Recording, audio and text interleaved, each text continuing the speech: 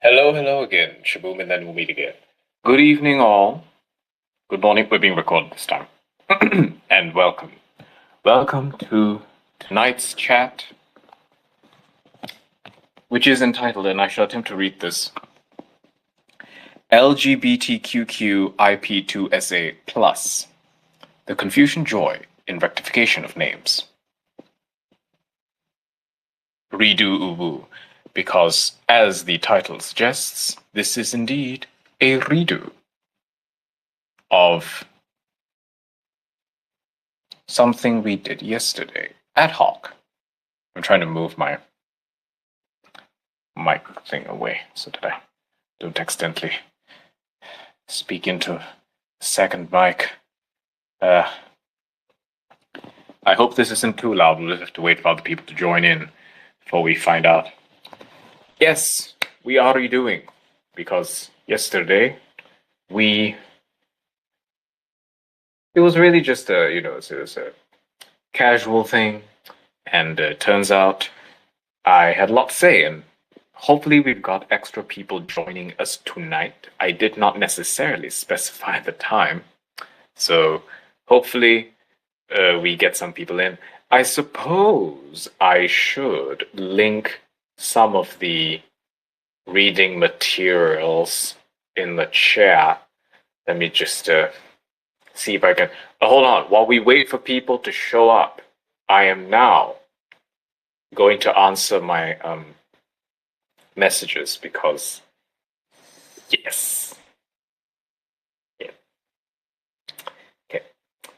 Well, now let me see. Let me see where the chat is. Okay. I hope there's lots of people lurking, and I hope you can all hear me. Ayur, welcome. If you cannot hear me, please say something now. Sadly, there will be no way for you to know if you should be hearing something, because of course, if you couldn't hear me, then you might think that was part of the plan.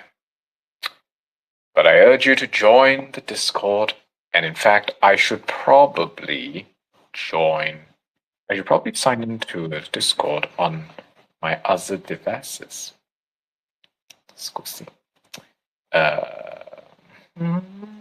Let me share this thing. Share it. Space. Go. Waiting for more people to turn up.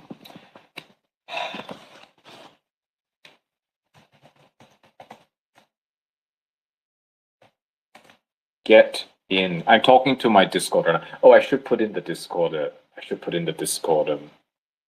Link. Hold on. Let me see if I can find it. If I'm too loud, please do let me know, because I'm using a fancy new corded earphone piece, and I can hear myself through various outlets, which is a bit disconcerting. Let's see if I can quickly put a thing. Okay. Oh, Ayur said, well, ... Why, what's happening? Oh, at Snake Overe. Yes, I saw you joined. Welcome to a DAObi space. You know, normally it's a little bit more messy, so I suppose this is an improvement. Okay, I'm gonna type in the DAObi Discord space chat. I'm sure it'll summon the masses. Okay, I should put up the reading mats, right? I'm just gonna put them in. I should put them in here, shouldn't I? Let me see if I can find them. I've got to log into multiple setups here, you know, into the PC, into the phone, to the thingy. Let me see if I can find it. We talked about a whole bunch yesterday. Let's see. Okay, I'm gonna copy that link and copy that link. I will be reading from two of these excerpts, which I should put in the chat. Or should I post about it and then put it in? Should I? No, I'll just put it in chat. It's fine. Hi, Catcher. I just saw you joined in. How is everything? How is the barn? How is the farm? Sorry, I asked that wrongly. Reply. And here's another. Here is another reply. And I hope I don't post the same thing twice by accident. Or post anything NSFW. Because heaven knows there's all sorts of things I've got saved in here. Allegedly, fantasy purposes only. I'll just hope that's different. Okay. Good evening. Oh, we've got some repeat viewers, so this will be a lot of fun because we did this yesterday, as you can see from the title, Redo UwU. So we will just repeat what we did yesterday, but it is being recorded. And also Legatus will show up and he'll just like stream it in YouTube without our permission. So everyone watch your mouths. I'm trying not to swear. I may have already doxed myself. I'm not 100% sure.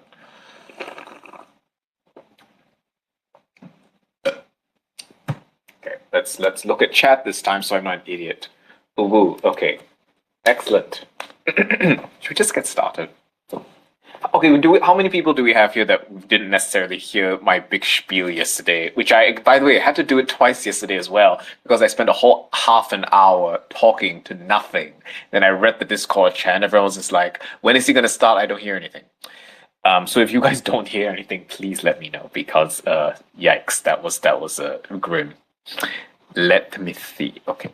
If you're not in the Discord, please join the Discord, but I think you're all from the Discord. So, and of course, shout out to XYCB. When they show up, people will just start pouring in the bed. Oh my god, an interesting person. So, we have, I think Catcher wasn't here yesterday. I think NHP missed the beginning, so, and Ayor is new. So, okay, cool beans. We will start. Now, do I start with like the purpose of this? Or do I start with the text?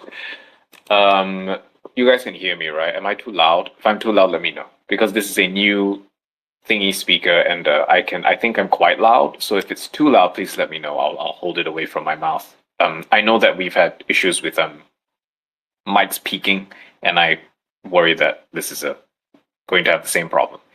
Oh, is it very loud? Oh, scheiße Hunde. Okay, I'll hold it away. Oh, you can't hear it? How? Sorry. I just don't want to peak. Because I worry that this is very loud. I've heard myself on recordings using this mic and it's like unexpectedly loud. And I've had to turn myself down. Voice is fine, not too loud. You can't be too loud if I adjust the volume. That's very kind. You might change your tune when other people start speaking and their mics are all fine and mine's the only one that's mucking up. So louder is better in your opinion. Okay, anyway,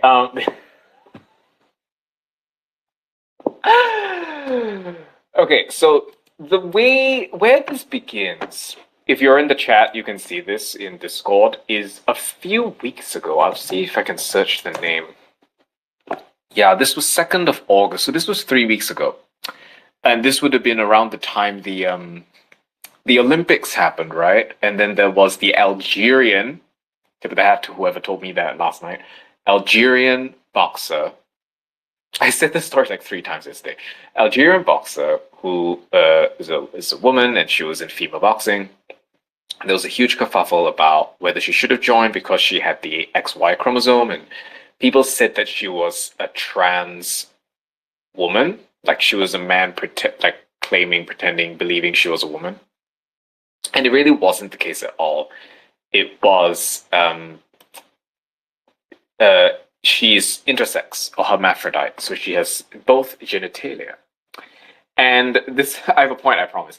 And so we started talking about that in DAObi, and I brought up that one of the premier film directors in Malaysia, who is now dead, Yasmin Ahmad was intersex, which I thought was an open secret. Now, I didn't want to say anything. I didn't want, but then I looked it up after someone, I think Shisha or NHP Rosenberg asked, like, oh, like, I can't find any articles, he said. And so I looked it up, like, are there articles? And there are pictures of articles, printed articles. So nothing online, I don't think. But there were pictures of articles in the dailies at the time of her death. And it was not just an open secret, it was just a fact. In fact, it almost seems, a sidebar, it almost seems as if the Muslim community, in great contrast to their usual attitude towards like homosexuals or to transgenders, towards intersex, it's almost blasé, because I think what's happening is it's that intersex to them is a physical, which it is a physically provable state. And so to them, they don't necessarily have any cultural anxiety about it. It's just like, oh, someone has been born with a hermaphrodite, so this is how we're going to deal with it. And it's very scientific. It's very much fact-based. You know, they'll observe the operations of the organs on the person, etc., etc. And there's no angst about it whatsoever. It's totally accepting. And that's probably why they never said anything. I had assumed they didn't say anything because they were against it. But it's actually probably because they didn't think it was a big deal. So just like, whatever, we don't care. And in fact, the Yasmin Ahmad, the woman I'm talking about, she lived her young adult life as a man, and then at some point she started presenting as a woman. But anyway, back to the task at hand. We were talking about this director, and I wanted to do her justice. I wanted to speak about her as respectfully as possible, and I had to really strain my head, to use direct terminology. I said presenting. I remember this is in the chat. If you look it up, I said, when she was younger, as a young adult, she presented as male. And then when she got older and she became a director, she presented as female. And I went to great lengths to say, well, she isn't a drag queen, she's not transvestite, and she isn't a tranny, she's not a transsexual. She isn't identifying as A or B. She just is. She is hermaphrodite, and sometimes she dresses as a man, sometimes she dresses as a woman. And that's not the same thing as trans. And what's interesting, the thing I want to highlight is that when I was doing that, going to all those lengths to make sure that I was describing intersexuality correctly, to point out that this isn't just whatever, claiming this, claiming that, it is just, presenting this way, presenting that way. While it made me dizzy, it also made me feel oddly, proud of myself, because it made me feel conscientious. And you're going to hear that word a lot. Basically, you can play a drinking game. If I say conscientious, drink. If I say rules, drink as well. And I'm getting a request to speak. Hold on. Let's speak until I finish. And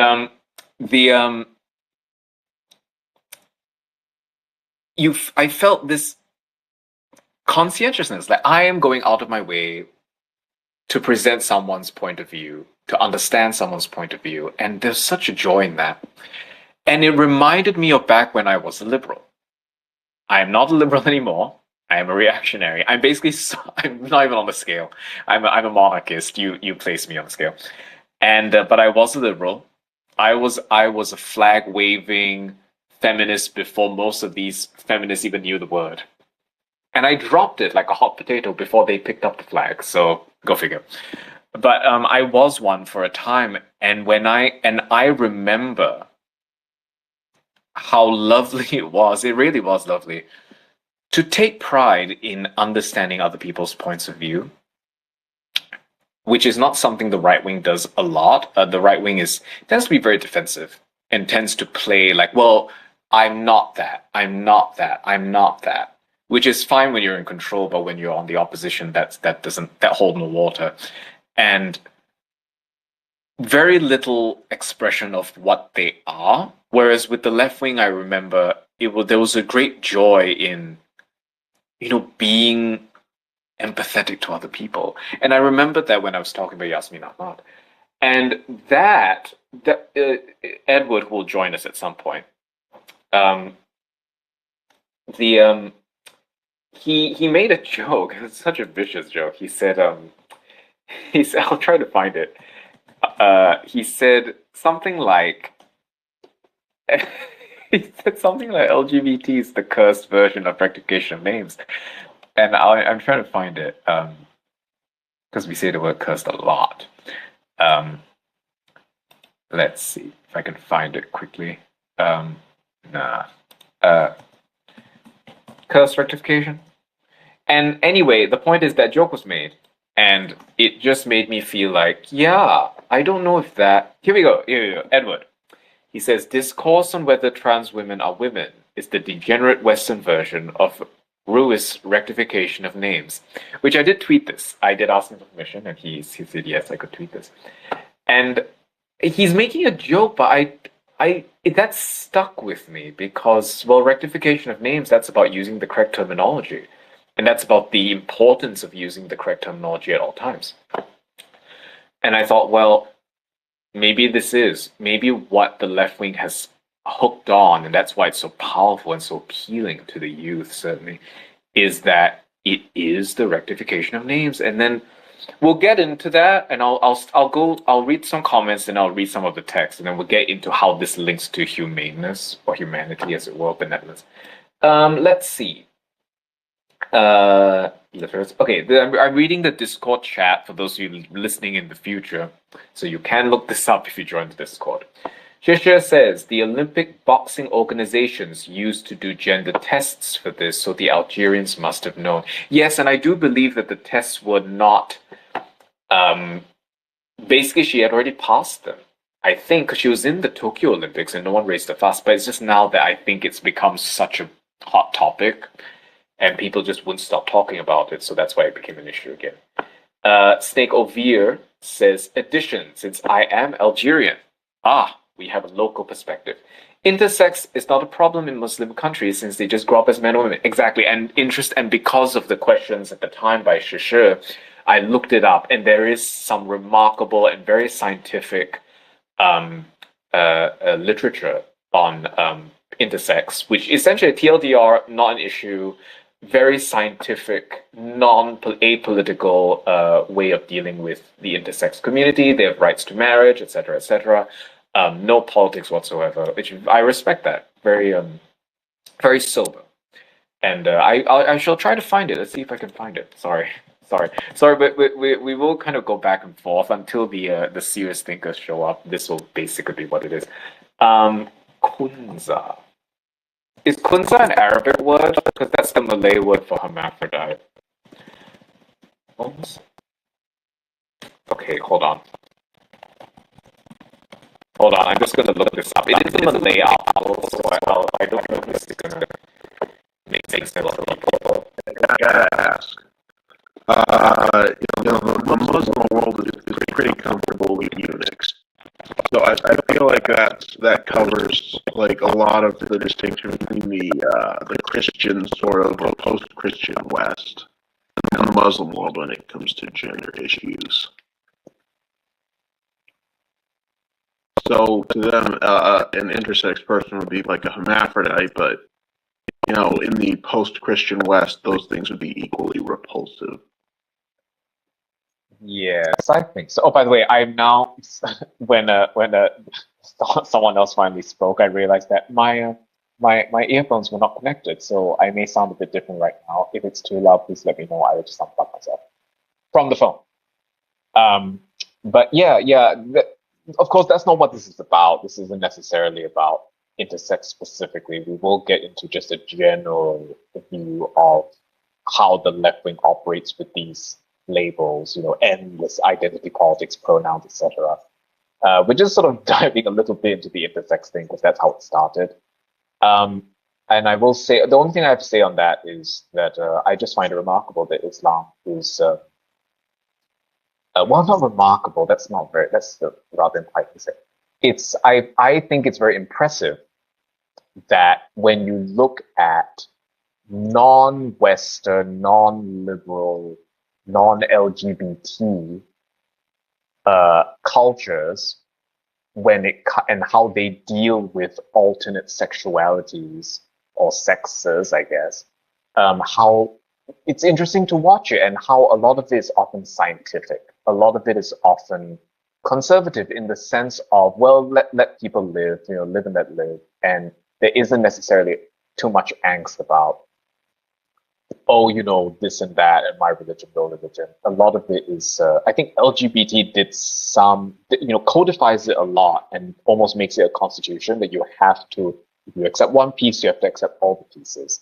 And outside of LGBT, you don't really see that. So for example, in Islam, where they can be very strict about homosexuality, very strict about transgenderism sometimes, but with intersex, it's completely scientific. There's no angst whatsoever. I will link the article. It is in Malay. I think you can use Google Translate on it. Sure.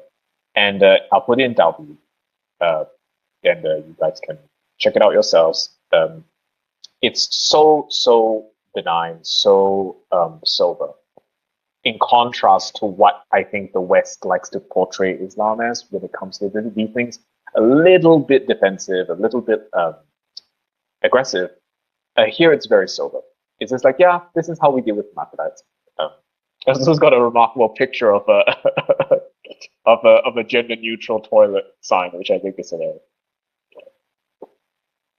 Because that's not what this is about. Ironically, this isn't about gender neutrality. This is about sex, which is something very specific.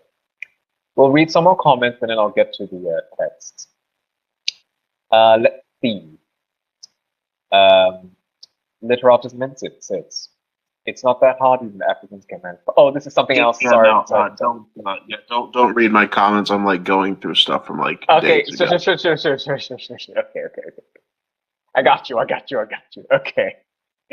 Decam says on the religious right, specifically Catholics, labels matter a lot. Yeah, maybe we can bring that up as well. But you see, I don't know if that's actually, we'll bring that up. We'll bring it up later. Snake Ovir says, I would not say intersex are seen as hermaphrodites since most of them just grow up as normal men operating in society. If Schwing Shuang and Bubu, then men otherwise women. Yeah, I mean, and the article I linked actually says that they do test. Again, very scientific. They'll, someone who's a hermaphrodite, you can lean based on the operation of the organs. They'll just determine if you are leaning towards man or woman, and then that determines rights of marriage. So if the hermaphrodite's organs operations lean towards a male, like they pee through the shuang, etc., then they'll have the rights of marriage as a man, and then they can marry. If they pee through the vajinga, then that's it. I wonder what Yasmin Ahmad implied to. Decam says denominational Protestant. Okay, we'll cover that later. Meanwhile, a whole side discussion is breaking out in the background. That's fine. Y'all just get to it. Okay, so let me read from the which I think was the first thing I read yesterday. Okay, this is chapter 3. It is in the comments. I may have made a mistake telling, by the way, telling Yangtze and XYCB that we would start late, because late usually means 11 or half 11, so they may all still be active. Oh well, oblada, life goes on. Chapter 3 of the survey. Okay. Again, if I'm too loud, but after I'm finished, because I'm a bit busy. Okay. Chapter 3. Zhelu said, the ruler of Wei has been waiting for you, in order with you to administer the government. What will you consider the first thing to be done? The master replied, what is necessary is to rectify names. So indeed, said Zhelu, you are wide off the mark. Why must there be such rectification? The master said, how uncultivated you are. You, a superior man, in regard to what he does not know, shows a cautious reserve. If names be not correct, language is not in accordance with the truth of things. If language be not in accordance with the truth of things, affairs cannot be carried on to success. When affairs cannot be carried on to success, proprieties and music will not flourish. When proprieties and music do not flourish, punishments will not be properly awarded. When punishments are not properly awarded, the people do not know how to move hand or foot. Therefore, a superior man considers it necessary that the names he uses may be spoken appropriately, and also that what he speaks may be carried out appropriately. What the superior man requires is just that in his words there may be nothing incorrect. I think that's quite a neat summary of what rectification of names is about, what using the correct terms to define the correct things. This is, of course, the context of this is the Warring States, or actually before the Warring States, at this kind of the decline of the Zhou Empire when the centralized. Okay. Yes. Okay. So you put your earbuds in so that I wouldn't talk. All right. I'm just gonna promise not to talk, but you should. No. What I mean is, it's like it sounds really bad. So it's a bit on. So no. What I meant was I was speaking with my earphones in the entire time, but I had not plugged them in correctly until you started. I didn't realize that until you started speaking and you came out of the phone and not my ears. And I went, I wasn't plugged in the entire time. And so when you were hearing me speak, I was being picked up by the phone speaker. Yeah. And so now my point was you should go back to that because it sounded clearer because you're a little difficult to make out. Oh, none of you heard what I read out. Okay. No, they heard it. It just took a lot of effort to follow. Okay, hold on. Okay, am I better now? Okay, do I have to reread that thing? Because I kind of don't want to. You guys can just read it in the chat, right? Okay. Cool beans. So anyway, I think that was a simple enough. Did Snake Ovir just change his name because now it's someone else? Anyway, that is a single paragraph, but I think it does well enough to define what it means. It just means using the correct words to say the correct thing. This is in the context of the decline of the Zhou Empire, Kung Kingdom, when Confucius was essentially the return guy, but he kind of wasn't because he was actually quite progressive, because he introduced the idea of benevolence.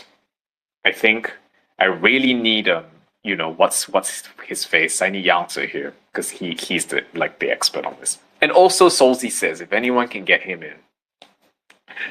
And but as I understand it, he introduced the idea of humaneness and benevolence. Well, humaneness is benevolence. As a kind of that was his innovation. Like you need to find a way to go back, and how you do that is by encouraging people to be benevolent. And a part of all that is also rectification of names, because saying the correct things, the correct item, object, person, description, then, I don't know, makes things clearer, I guess. The problem with this, as we will discover later, depending on whom joins us, is that eventually got to a point where you could just make up labels, which I think if Yang was here, he would disagree. But you could, I think that's the problem that arose, was that you could just make up labels and you would then force people to conform to the labels that you made up. And that was what caused people to rebel against that and say, well, I don't know if Confucianism is correct in this label obsession. You should just focus on the way things are and go with that. And that became Taoism. So we kind of see a way forward with the way things are. Even in this paragraph, let's see, there are some things I wanted to just pick up little bits. Like this whole idea of linking the words with the truth of things. It's a bit hazy because there is some dispute as to what Confucians mean by the truth of things. And in fact, when Yangtze shows up, he'll probably bring up the Sun Tzu text. Actually, I could bring that up right now. And the Sun Tzu text goes to great lengths describing how the truth is arrived at, and it's essentially through consensus, which is a little bit alarming. And it also says, oh, you need to do things the way the old sages used to do that, and then it adds an addendum. It says, well, if the way the old sages did it was wrong, you can make it up.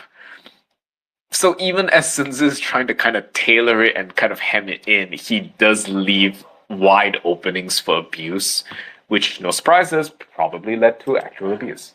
Hold on. Decan says, I heard you, but it sounded like you are on an old school bomber with one of those throat microphones.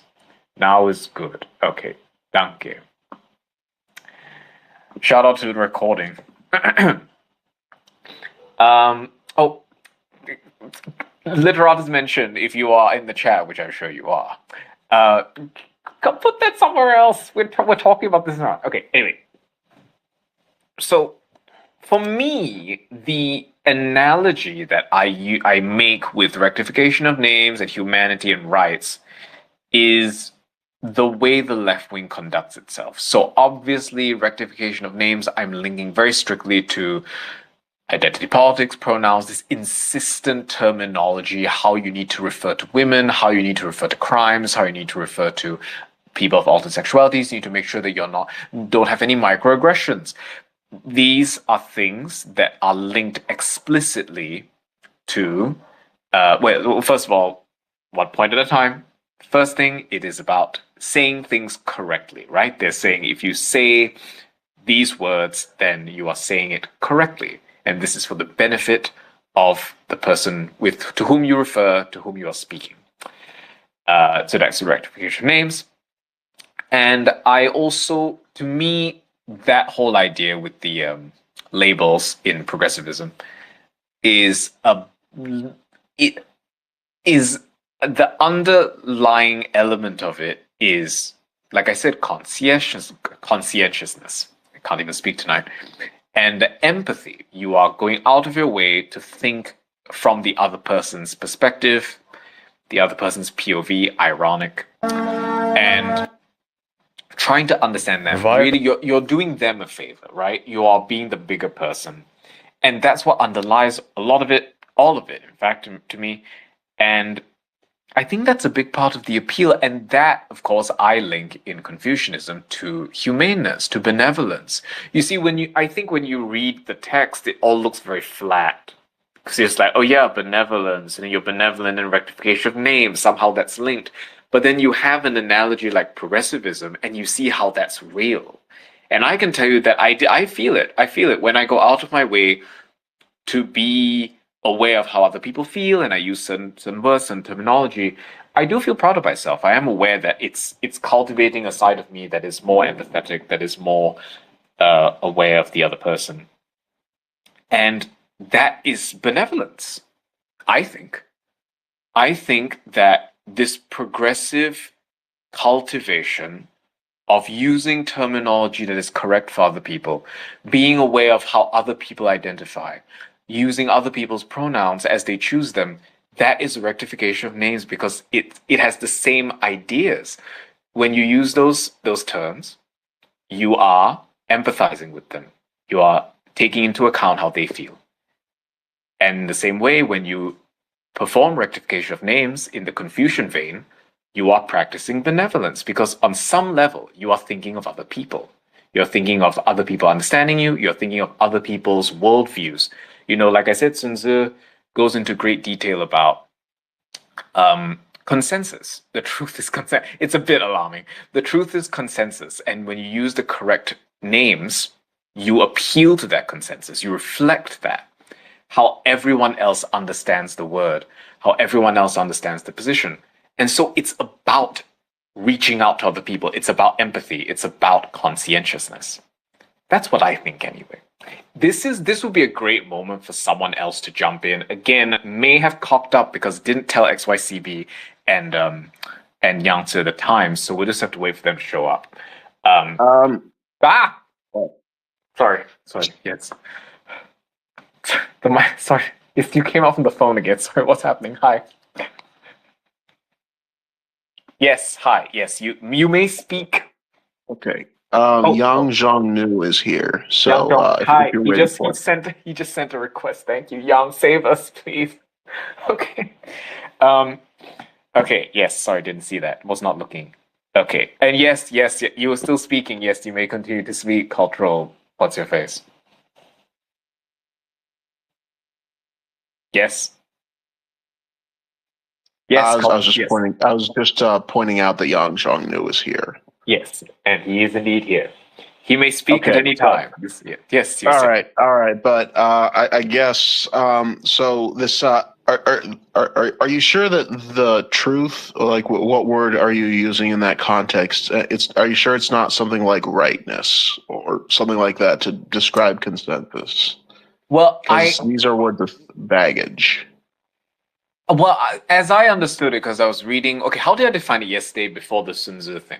How did I define it yesterday? I didn't necessarily talk about the consensus thing, but I did talk about what I had heard on the grapevine, which was that at some point, as Confucianism sort of became more popular, it got to this point where people would start making up labels that weren't necessarily relevant. And that was how I drew the connection with progressivism yesterday. However, having read the Sun Tzu, now mind you, that was my first time reading it, so I may have got some things wrong. Yang Zhi can feel free to correct me. But as I understand it, there is a consensus element, if not the entire point of the truth, which is that you have to use words as everyone else uses them, which is consensus to me. And I think that's how I would personally link it to the progressive world, because, they have a consensus of how words are to be used. It may be top down, but there is a consensus, and they're enforcing it on everyone else, and saying that if you do use it, then you are empathetic and you are, etc., etc., etc. Go. Excuse me while I walk over to the window and close it, because someone's deciding that the evening is the marvelous time to do renovation work. If you're listening on the recording, I apologize. It's a scuffed thing.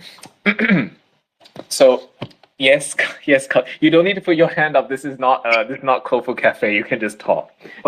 Okay. I just didn't want to surprise you or anything. It's okay. Okay. So, this is this.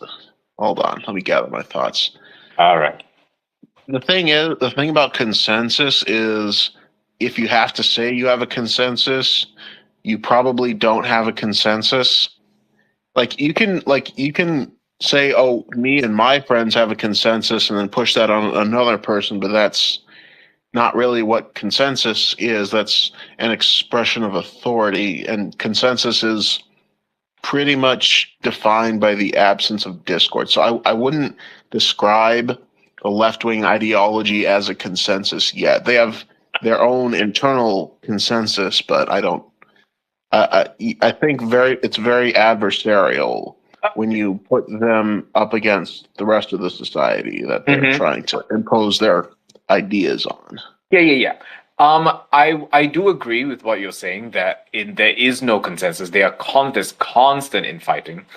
And the now I'm not a master of the Confucius and Confucian anthology corpus. However, if we just go down this and that path of analogy, I think we can assume, or we should hypothesize, that within Confucian circles back in the day, when they say consensus, they probably just meant some top-down authority overpowering the infighting, which may or may not potentially have led to people using labels that were not fully accurate or consensus-driven, which is why people started chomping at the bit, and then decided that the most important thing was the natural state of things, which is why they started talking about Tao and the way. That's my personal opinion. Rules. Yes, Yang. Good evening. Good evening. Good evening. 652 You are hopelessly confusing almost everything about the theory of the correction of names within Okay. the various. Okay. So the most important thing right now, if you talk about consensus as a way for confusion, rectification of names, specifically in the way that Schunze has a theory about it, that is not about a consensus about the meaning of words, but simply about the form of words. So if you want to talk about something, it's not that, oh, we will agree about what something really means or what something really is. What the consensus is about what name you will use for that specific true thing. And the true thing always has to do with what is identical with something else and what is different from something else. That is the foundation of meaning in Schunze's theory of language. But consensus has to do with names. That's something very different than what the names refer to, what the names indicate. If you go through the text, the chapter, it's clearly indicated. So you have to forget about that whole part of your theory. So in that sense, already it's a complete mismatch between what you consider to be left-wing consensus-oriented discourse and Confucian theory of language. It's just there's no connection there on that point whatsoever. So you're saying that there is, with names, what you use the names for, there needs to be Here consensus. the opening of the chapter, I will use a different translation than the one I linked. But okay, when you talk about crime and punishment, Okay. Junzi says we follow the Shang dynasty, the names that they use in the Shang dynasty. If we talk about the titles of nobility and the titles of office, then he says we follow the Zhou. My That if you favorite. want to talk about culture, then we follow the ritual standards, or some translators will say the ritual code, whatever. But that has to do with the names. It doesn't have to do with the meaning or what should punishments be, or what should who is entitled for a noble title. Is simply about the names. And how do names get established? What they call the Chengming. How do names get completed? Well, once they become a habit among the users, and once there is a complete agreement, and that is directed from the top down. But again, that has nothing to do with the meaning. The meaning has to do with, there's a word that he would use, what is right for something. Who decides what is right, though? Well, Schunze says everyone can decide it by themselves if you use your brain, if you use your knowledge, your intelligence. And what is the function, the faculty of your brain is that it can make distinctions between what is like this and what is like that, what is different with this and what is the same as that. And on that basis, you can say this is right and that is wrong. And what is right should be followed, and what is wrong should be gone against. Right. As simple as that. I guess I am kind of like on the dumb end of the bell curve. So it's just kind of going over my head a little bit. I'm just thinking, well, it just kind of sounds like the top down guy can just make it up as he goes along. Am I wrong in saying that? Can we get a consensus in the room here? You are wrong. And in the same chapter, Schunze will say that you have to use your mind, Xin, or your heart mind, to have an exact. Are you sure that's Are you sure that's not just him describing the process of an authority reasoning about how to identify the truth and then this is imposing about that? the heart and mind in general for every person. But it is the role, it is the function of the king, of the Wang, to what he uses the word institutionalize, or to direct, to control this process. Like he has the authority, and as a sagely person, he has the wisdom to make that. Now, how do you get that wisdom? You need to accumulate that. It's a long process. It is not from. He says explicitly, it cannot be done arbitrarily. That's the word shan he uses for that. So if you just make up names for no reason, that is explicitly wrong. And now we're talking about the Xunzi. And what he also says is that you cannot do it randomly, or just something that has no connection to the real distinctions between what is the same and what is different in the real world. So it has to have a relation to what is real. It has to have a relation to what is reasonable, or what can be deliberated with your mind. All of that is not random or arbitrary at all. But to come back to Rules' original point, that he wants to connect this idea of humanity with the correction of names, I'm also a little bit puzzled by that, because neither in the original passage of the Analects nor in the Xunzi is that connection made at all. So that's just something that is, you want to push that point, but it has no relation to Confucianism.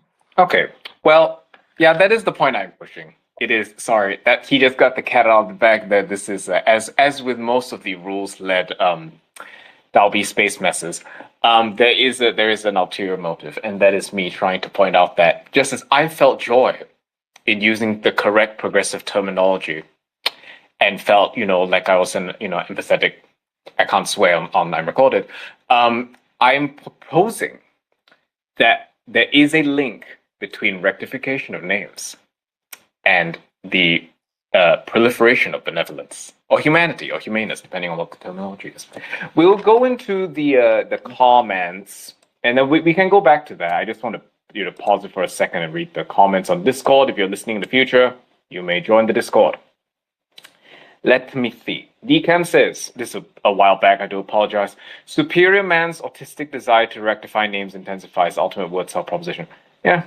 Catches his Humpty Dumpty and through the looking glass. Yeah, the guy about the name with the words and thing. Words mean what he thinks they mean, yeah. Something about Catholics, we'll go back to that at the end. Decam says it pays to be precise with names if one is a scholar, a lawyer, since it is what they needed to do. So I feel as though Confucian sages would be for rectification of names because it gives them purpose and others to defer to them. Well, I mean, I don't think it's a bad idea. We don't need to speculate this much. We can just, the one passage in the Analects, the only passage in the Analects where it's explicitly talked about the rectification of names, gives a whole very simple, 4-step chain argument. Why is it used? For what purpose? It's like, 10 lines in total. That is what the rectification of names, according to the foundation of Confucian thought, is about. And it has nothing to do with this whole vague thing of you have to be precise or you have to be empathetic. It's purely for the government purpose, that if you want to end finally in the purpose of government, where things are ordered and bad things are corrected and good things are promoted, then there are certain steps that you go down, and it has to be rooted in ritual, and ritual depends on a clear naming system. Mm-hmm. Is it the Zulu? Because I did actually read that just now. That was the bit that I read just now. Is it that one? The one where it goes about... That's from Zulu. Zulu 13 point, that's Analects 13.3. Yeah. So I did read that. Yeah, excellent. Okay, good. So I did read that. I'm not a complete blank. So just like desperately clutching at straws. So yeah, I do. Hold on, we're just reading the comments again. The Humpty Dumpty thing. Y'all can read that. Do you want me to read it out? I mean, it's basically Humpty Dumpty says words mean what he says to me. Political and for socio-political. And yeah, I do. We probably need to talk about that. Well, I'm not the expert, but I can only say for rectification of terms. I can't read that part out loud because I want to not censor myself, but I'm saying it in my mind. Someone's concept of humanity. Sages get to determine that too. There was some discussion about who determines what. I can't read that, guys. We're on record. The consensus of meaning is more of a name school and other schools thing. Okay. So that was in agreement with Yangtze by Catcher. Use your brain, says the master. I mean, yeah, kind of. I think, Sun Tzu is cool that way. So it's kind of positivism, asks Shishi. Like there are real truths which we discover rather than socially create. I'm sure I can't describe positivism in such a way as to not piss off actual positivists if they still exist.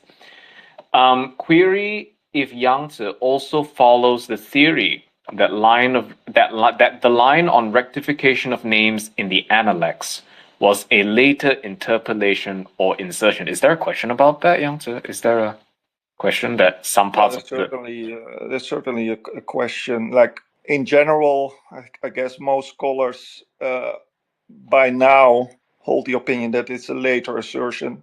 Okay. And probably an interpolation in that specific chapter 13. Like there's one theory that has a lot of, but it is still not.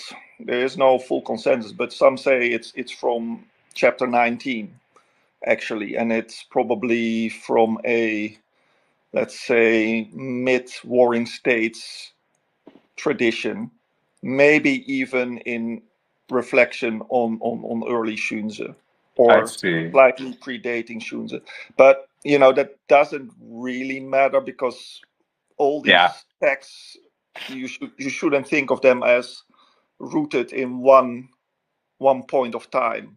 And let's say, the Analects is the earliest text. That's kind of a silly way to look at it. But just look at this as a whole. It's not that this passage is in conflict with the rest of the Analects. The most famous line that is always connected to is this line of what is it? The ruler should rule, the minister should be as a minister, the father should be as a father, the son should be as a son, right? See, that's a correction of names, or how it is interpreted. Hashtag rules. Hold that directly. There's a line in the Zuozhuang, which is also from, let's say, the 4th century Warring States, that is very similar to this passage in the Zulu chapter. So it's probably a later chapter. I see. Yeah, I agree. It doesn't matter. Yeah, I don't think it matters, because it's all part of the same thing. I'm not too fussed about what it matters to the extent that you cannot say that Zhengming, the correction of names, is a core part of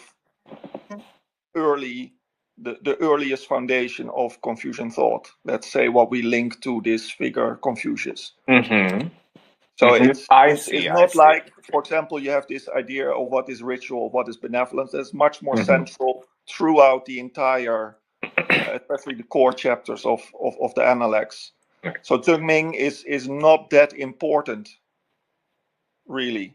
Okay. And that's why, if you look at much later Confucian thought, past the Han, it's not that central to for example, Zhu Xi much later, or Wang Yangming, etc. They don't really talk about Zhengming that much at all.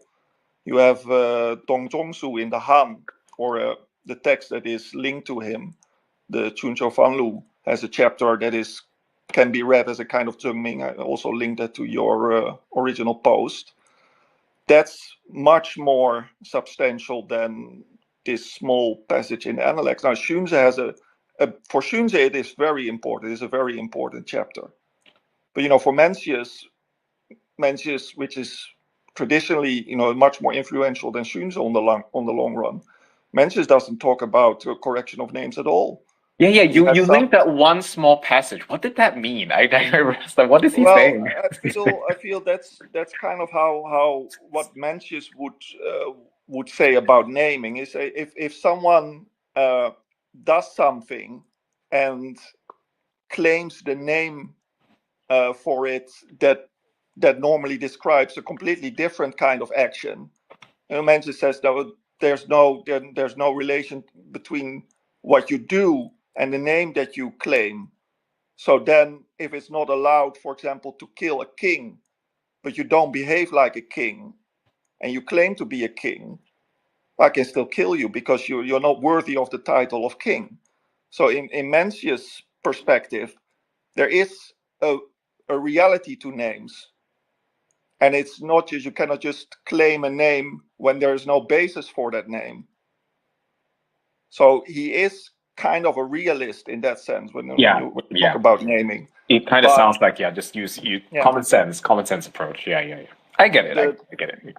What I always find unfortunate with Sunze, and I hear that a little bit in the questions that you read from the chat, is that people say, "Oh, Sunze is not a realist when it comes to names. He's what they call a nominalist, or slightly more correctly, a conventionalist. You know, names are just what we agree upon, and the reality doesn't matter when it comes to names." That is, I feel, if you read the chapter, that is not what it says. It's kind of a consensus opinion that people say, "Oh, Sunze is not a realist when it comes to names, so there's no real basis to names." But all that he's saying, there's no, when it comes to the form of the name that you choose, the name itself, I can call a chair a table, and I can call a table a chair. That doesn't matter. But once I call a table a table, I cannot then, or I should not then, refer to a chair as a table, because that will lead to confusion. And that's what he say. We have to agree, once you pick a name, a certain form, it doesn't matter what kind of shape, okay, and stick to that name and have that relation in an orderly way with other names, make a system of names, and then that is what you agree upon. So that's what you then use. And then you have a proper usage of names. But there's still a real connection between the name chair and the object chair. And there is a distinction, according to Sunze, between a chair and a table that causes you to come up with different names for chairs and tables. Why do you think Sun Tzu had this emphasis on the name thing that others didn't? Was there a reason? Did he say the reason, or was it just like, he wasn't the first. He wasn't the first, of course. Oh, okay. You have that famous first chapter of the Lao Tzu, right? The name is not a constant name. So there was already a big debate going on. Oh. You know, it's not that Confucius himself didn't care, if we are to believe the Lunyu, about names. There's another famous line is that where he points to a kind of ritual object and says, "How can this name of this ritual object, why is it like that when it looks different than what that ritual object is supposed to look like? So the name is wrong, but yet you want me to call it that name, then it should look different." Mm-hmm. So that's directly, you can connect that directly to this discussion about the function of names, but it has a lot to do with rituals. And of course, one very, if you want to talk about, you know, what does Confucius think about names? Mm-hmm. The one text that you should then read is the Springs and Autumns, the Chunshou, and the commentaries on it. Because the whole point of that text is that history has to be written in such a way that the names that you use to describe that history match what actually happened, and the moral judgment that should be correct and not covered, flattered, or, you know, sweet talked. Okay. So if a ruler kills, let's say, another ruler,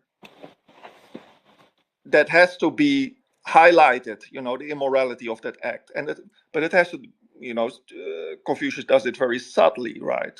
So it has to be done in a polite way, in a ritually appropriate way. But that's the whole Springs and Autumn is all about correcting the names of the historical narrative. I mean, we will do the Spring and Autumn Annals, and I don't have the constitutions tonight, but we will have to tackle it at some point. Let me read the comments, because some of y'all are being very unhelpful in the comments. You don't think I can't see what you all are typing. Let's see. Catches thanks you, Youngster, for answering this question. Then they start talking about Kant. Is that how you pronounce his name? Kant. Not choosing the third pronunciation. The author is not there, but a fusion of him or herself and 10,000 bored teenagers. 10,000 scholars who failed the imperial exam. Well, I mean, yeah, that's a cynical. Okay.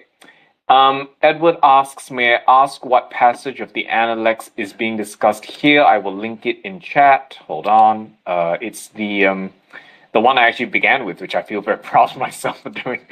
Here it is. Edward. Rectification of names was not core. And then some links, since his name. Shisha says, you can in fact use the chair as a table. Thank you. That was very useful. And then Katja says, it's not the platonic idea of a table. Ha ha ha ha ha ha ha. And then Mention says, can I sit on a table? Okay. Great. Shisha asks, is the first chapter of Lao Tzu thought to be older than the Analects? Maybe parts of the Analects? No, No.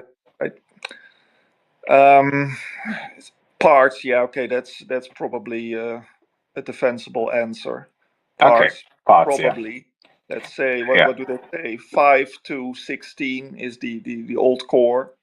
Okay. And then there's interpolation in the various chapters, but the same can be said about the Lao Tzu. What Lao Tzu? We have a Lao Tzu from the 3rd century before Christ, right?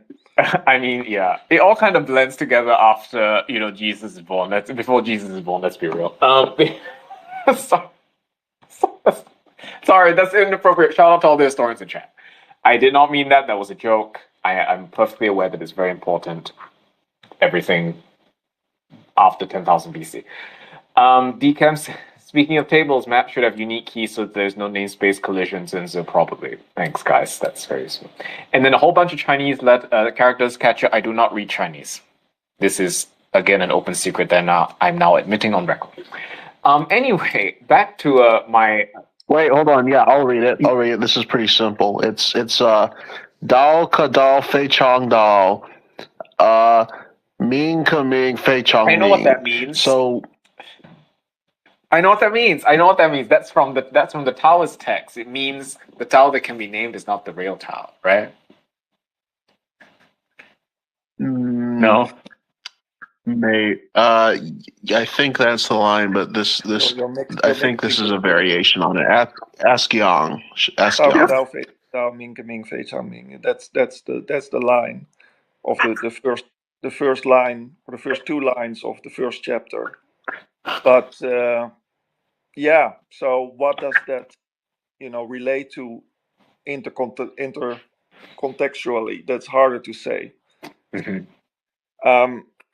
As UwU provides a translation, way can way very way, name can name very I mean, name. yes. Don't we all feel the same way every single day?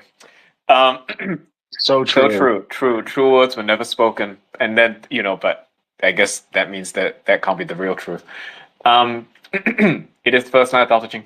Yeah. I'm sure shout out to everyone in the chat who has read the Tao Te Ching before and was probably screaming into their hands at that performance. I do apologize. That was the intermission. But anyway, back to my original point, which I shall continue driving at. How many people do we have? Oh, excellent. Good number of people. Which, of course, is my attempt to analogize Confucian rectification of names with what I've been doing with progressives. And all I'm saying is, when I use people's labels correctly, I feel very proud of myself because it reflects empathy. And all I'm saying is, maybe that's an element to the Confucian rectification of names, or rectification of names in general, that we're missing here. That maybe back in the day. I actually think it's possible. Like, it's not. I think traditionally most Confucians would not want to go that way because they're much more conservative in general. Mm-hmm. But I think there's at least a potential to go in that way, and then you kind of seem to not appreciate it. Well, I guess a progressive Confucian could appreciate it, though. If there's some kind of underlying principle between, let's say, Confucius' version of rectification of names and Xunzi's, and later the Chunzhou Fanlus, those are the 3 main Confucian sources for this theory. Then it is that what it tries to do is you have to be able to make distinctions between this thing has an identity. It's like it's black or it's long, whatever. and that Ayo. thing is a different identity. So there's a difference between them, and that's why we use names. And if the name is fitting to those differences, then it's a good name. Now, if you want to connect this to this idea of LGBT plus whatever, Alphabets. there is in my mind a certain relevant connection there. Is that okay? Someone claims to have this kind of sexual identity, right? Gay or trans, and then he doesn't feel that, let's say, what do they call that? Cis identity covers them, so they don't feel recognized by that kind of naming. So there's a mismatch, and that leads to a certain discomfort by either the recipient of the name or the speaker of that name, because there's no communication. So I want to call you by a name, and then you don't recognize yourself in that name that I call you by. So then, we have a problem in communication. So how to solve that? I could force you to accept my name.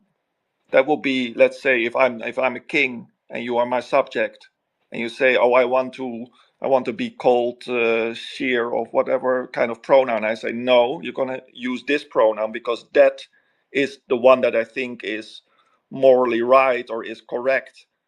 But you don't feel any connection to that pronoun.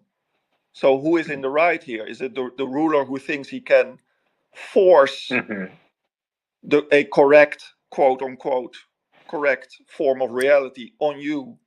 Or as the recipient, could you say, well, listen, you want to give me a name, you want to give me an identity, because that's, it's a marker. That's also what Xunzi says, or no, what Dong Zhongshu says in his chapter. Names are used to mark differences. So if you want to mark my identity, you have to use a name that distinguishes this identity from the identity I don't identify with. So then you start to negotiate, okay, what is a good way so that I can give you a name that I think is correct, and you get the name that you think is suitable for yourself.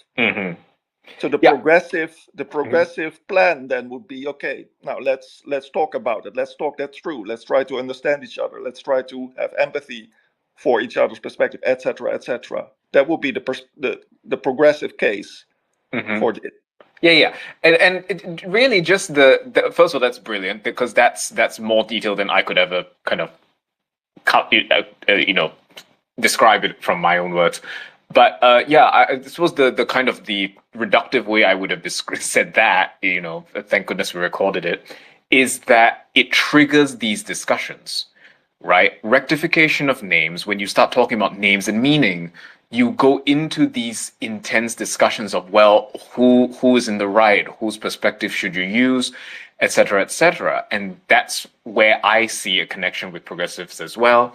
And I also link that, and I'll go further, and I would also say that not only does it trigger the same discussions in progressive politics, who's in the right, other people's feelings, etc., that eventually leads to a position where everyone is encouraged, I won't say required, encouraged to be benevolent, to be empathetic. The words I'm using are empathetic and conscientious, but I think benevolent isn't out of place here.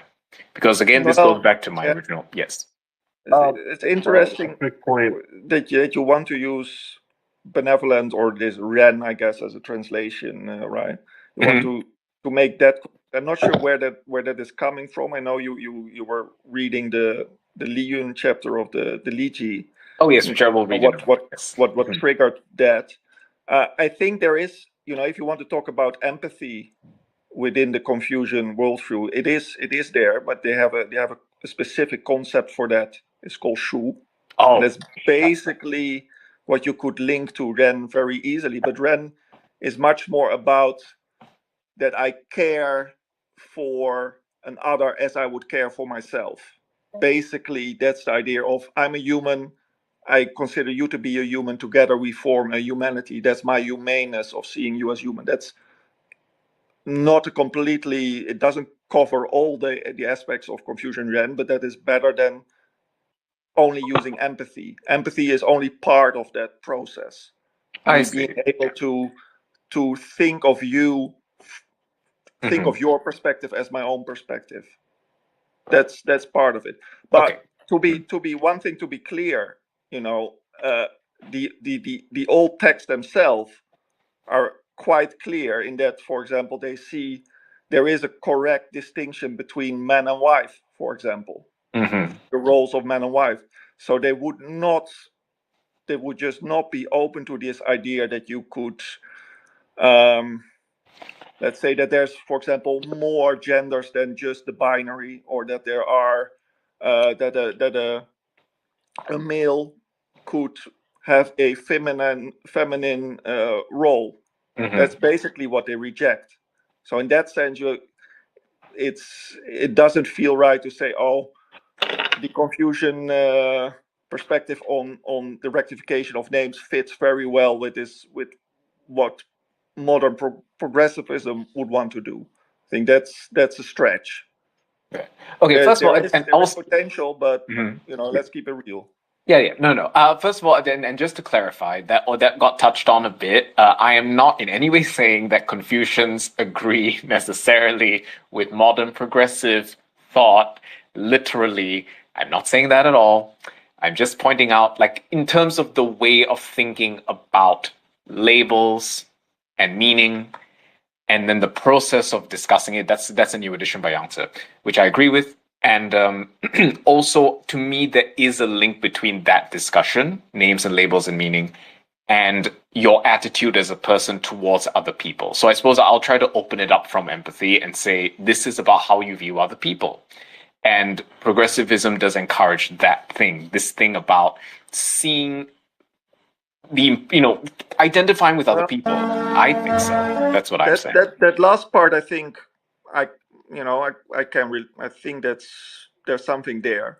But one thing I would say, if we go back to this part from the Analects, this foundational passage about the rectification of name, and then the last sentence, and I'm not sure which translation you are using, but this last sentence of the passage, what it says, and I'm using a translation by the Brooks now. Okay.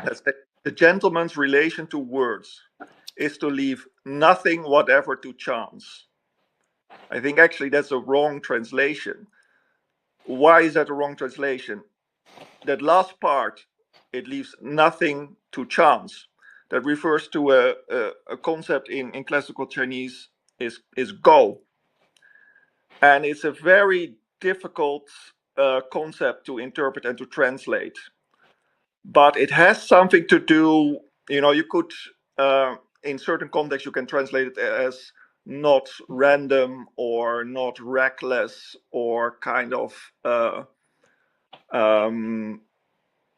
not arbitrary.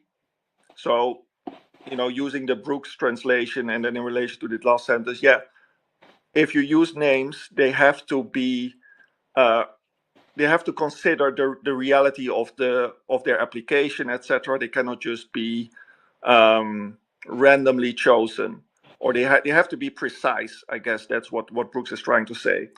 But for me, the use of this concept by Confucius or someone claiming to be Confucius in this chapter reminds me of the use of this same concept in the Xunzi in a different chapter, not in the one about naming, but in the chapter called Buko. Just basically the same concept in the title as "Don't do this, go this thing." And one example that chapter uses to explain what is meant with this concept of go, what Brooks translates as not leaving something to chance, is a story about a guy called Shun Di. I think it has been brought up in other spaces before.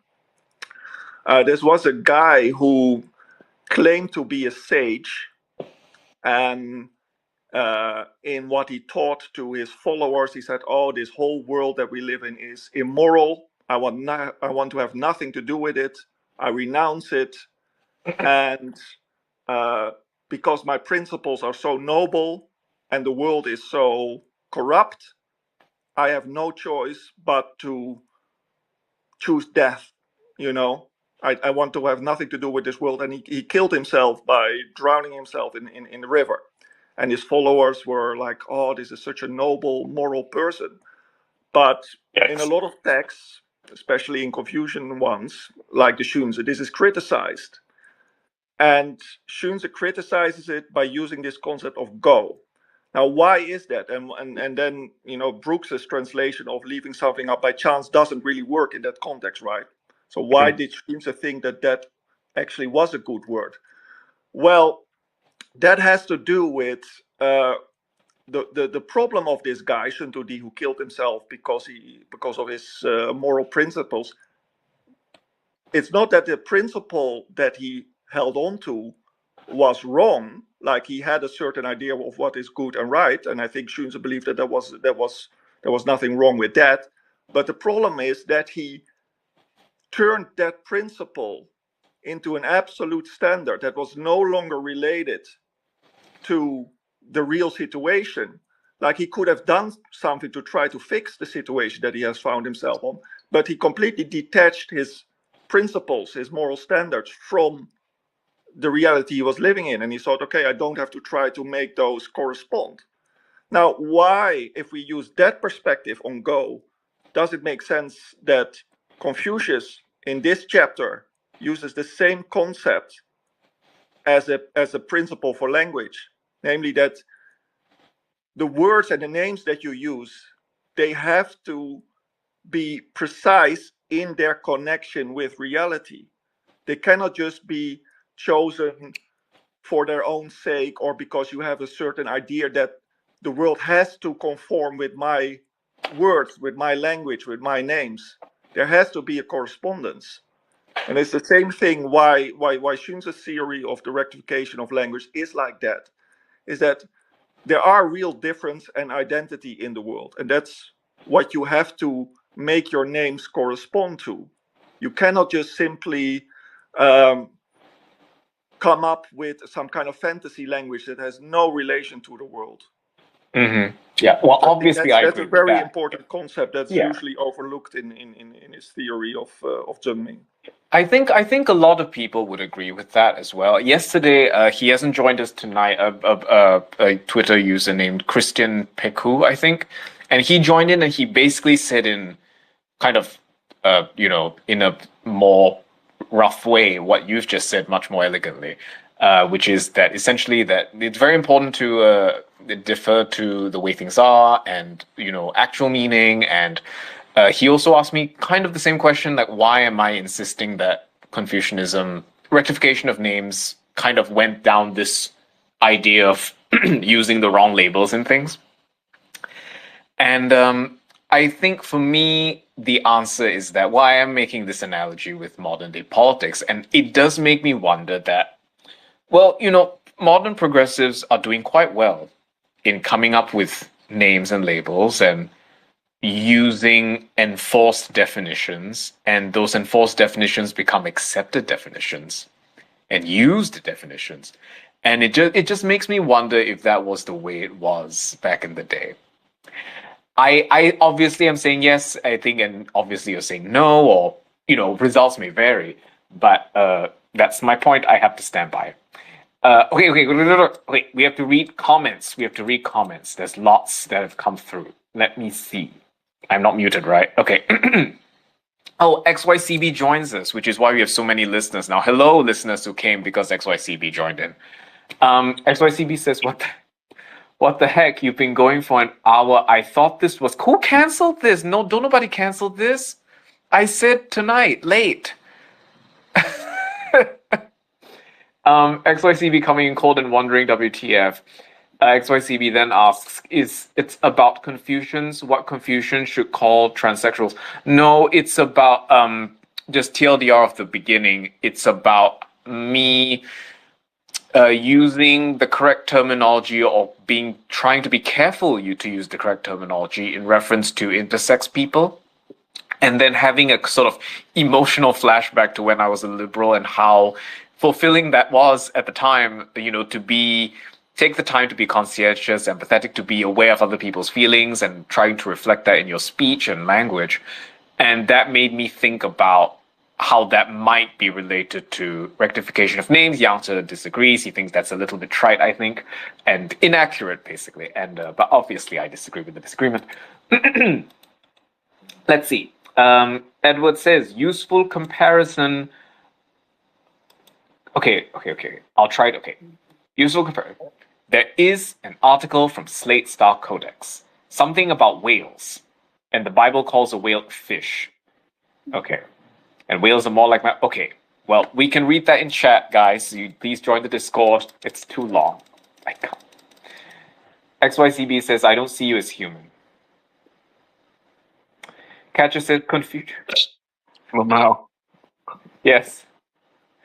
Confucians against LGBT, I'm shocked. Yeah, well, I mean, some of them. Didn't ancient Chinese men sheath their dagger in other men? No homo, of course. Did they? I'm not sure that they did. We were peaceful people. We are peaceful people. Did I say were, are? Always have been. I'm not aware of a single war. It's fine as long as you still make the descendants. The main objection against gay people to Ru is that they fail to reproduce.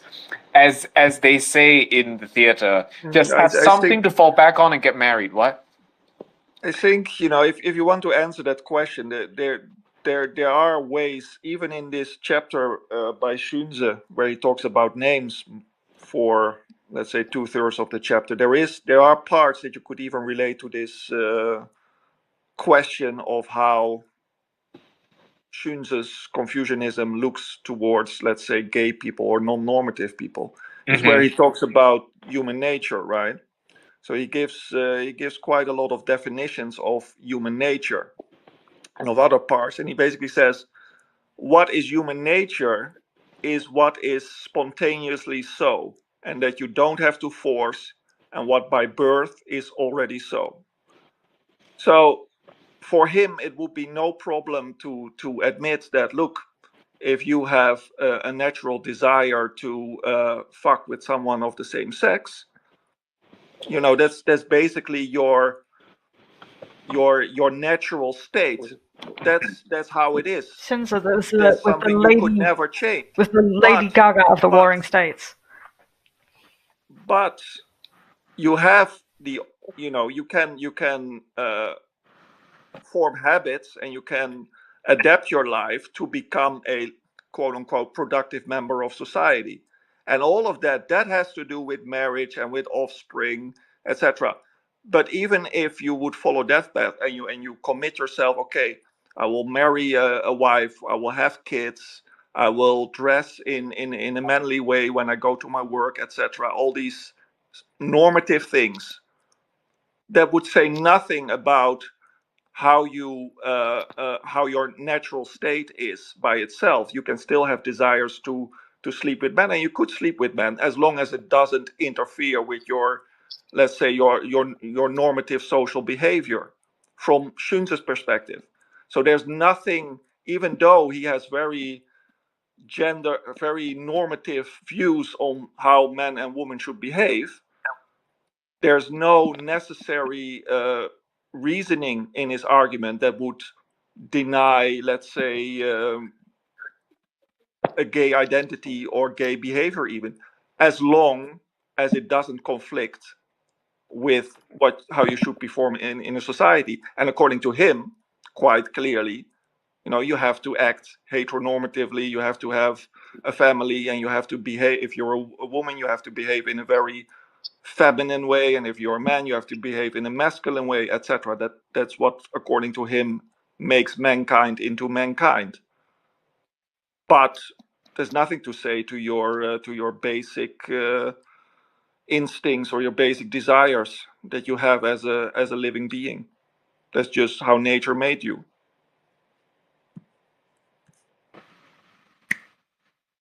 Yes. Okay. It is raining where I am right now, so I do apologize if you can hear thundering in the background. Yes. Yes, that's very. I have to think about that. Okay, but yes, there is.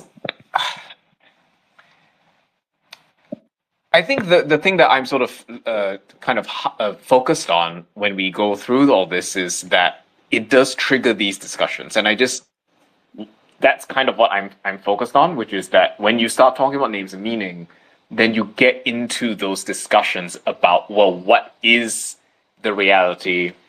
You know, behavior versus reality. Is behavior the new reality? And again, for me, that just all reminds me of how progressive politics is run, where you get into those discussions and then everything is framed around those discussions. And participating in those discussions in good faith makes you a good person. And it makes you like one of them, gobble, gobble, gobble, gobble. Okay, wait, there's still lots of comments and lots more I've propped up since. There's lots of stuff about homos, guys. This is not necessarily, I mean, it's interesting, obviously, when we talk about it in a scholarly sense, but this isn't necessarily what this is about. This is about, actually, we're getting into the second part only now, which is the connection for me between rectification of names and benevolence, which I guess we kind of already talked about. Youngster said that's a stretch, but that's my thesis. I have to go with it. Kashir says, it's very interesting that we're talking about trans synonyms, when in the Sinosphere, the big debate on names is in connection with the Taiwan question. I don't know if I have the guts to go down that route. We are being recorded, maybe in an offbeat session when we are sure that, you know, Ethan from the CIA isn't listening. And then lots of people ask him to elaborate. Does he talk about it? No, he doesn't. Thank goodness. Oh no, he does. Should I read this? I can't read this. Kashir says, oh, no? I can't read this out loud? Oh, who's saying I shouldn't? Like, I'm hearing muttering in the background. No? Okay. Kashir says, Taiwan has de facto independence, but not a country in Nemo. Its Nemo is very Confucian. It used to be the case so that Taiwanese nationalists are like, we have to have formal recognition because rectification is important. Now the independentists are like, what matters is we look like a country. Names are not important. This vaguely matches the transformation of Taiwan from claiming themselves to be the real Chinese to trying to completely separate from Chinese identity. Shout out to the Taiwanese who say they're not Chinese. That's always confusing to me. Everyone knows the real Chinese are Malaysian Chinese. Now, back to the comments. DCAM asks, is Riz a correct term for what, please don't cancel me, is Riz a correct term for what Riz describes? Yeah, well, I would say that. What would Sun Tzu say about Riz? He would say that there is a consensus as to what Riz means among the people who use it, and I think that's the most important thing. And the rest of us are just interlopers who were not invited to use the word Riz in the first place. Eat poggers. But the one thing with Sun Tzu is he's not completely opposed. I think there's another small misconception that seems to hover around this chapter. He does say explicitly in this chapter that at certain times you can create new names, and the ruler can do that as well. Yeah, I did read that There's section. nothing. It literally says 错名, 错新名, create new names. And with this idea of what does a word mean, like Riz, and then as long as there is a consensus, that is a sign that the use of that name is not problematic. But if there would be a conflict between how you would use it and how somebody else would use it, and there's just wide confusion, then there is a problem with the name, and then you can either correct it or even come up with a new name. There's nothing forces you to stick with some old meaning of a name if that doesn't work. That's the whole point, that a name is less important than what it means. So you can change the name and you can use a different name. That's from Sun Tzu's perspective, that's not a problem. There is one Zoomer slang term, I cannot remember which it is, where it actually means something completely different to the rest of us, and they use it for something else. It's not bet. I'm not thinking of bet, although bet obviously has a different meaning as well. Bet means yes, and bet to us means bet. What's the word that they use? There's one. where it literally just means something else to us. It's just a normal word, and they use it this bizarro way, and I have no idea what it means. That's all of them. Like, you're gonna have to be way more. No, there's specific one. than There's that. one that's like. Hold on, I'm gonna look up. Hold on, I'm looking this up right now. Shit. What? I don't even know what brat means, actually. I kind of know what it means, but the way Bet it's means used yes. Bet means yes. B-E-T, bet No. means yes. That now. means A brat. that means I. That's not what it means. It doesn't mean yes. It means no. It means I bet you that isn't true. It's like wanna bet. You want to bet that's No, true. but Brat from the what is it? oh, The brat, Japanese song. brat. Yeah, I don't know what that Brat. means either. I just assume it means like sexy lady, bold, sassy, sexy lady, dances great belts, great voice, beautiful face, and sexy. I assume that's what it means, and if I'm wrong, I apologize. Brat means someone who is immature. Oh, oops. Yeah, a brat. That's all. That's all it that's means. the old. That's the conventional meaning. It's not the overcoded Zoomer meaning. Right. I think now it has this. Now it's just confusing. Okay, hold on. I'm looking this up right now. Bet, pog, dab, yeet, drip, slay, vibing. What does skibidi toilet mean? I also don't. Skibbity means skibbity. Skibbity means skibbity. So if something is skibbity, you say it's skibbity. I say things are skibbity all the time. I'm very skibbity. Riz, yeet, poggers. Okay, so anyway. Ohio, yeah. That's yeah. I mean, why would you ever leave Ohio, right? And anyway, Taiwan also happens to have the most alphabet-friendly legal code in East Asia, which is interesting because, of course, the people of Taiwan voted against it. And then the president was just like, well, you voted against it within the constitution, but you didn't say anything about a law outside the constitution, honk, honk. I'm like, I'm pretty sure that's illegal. But anyway, shut up. That's oversimplifying it. There was a referenda. Yes. But and they said, yeah. Nobody complains about it here at all. It's not an issue. Mm-hmm.